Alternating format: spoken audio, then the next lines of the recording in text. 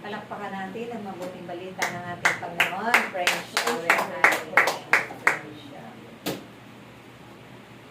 So tayo po ay dadako na sa mga kaparegan sa panalangin papuri mula sa Espiritu Santo.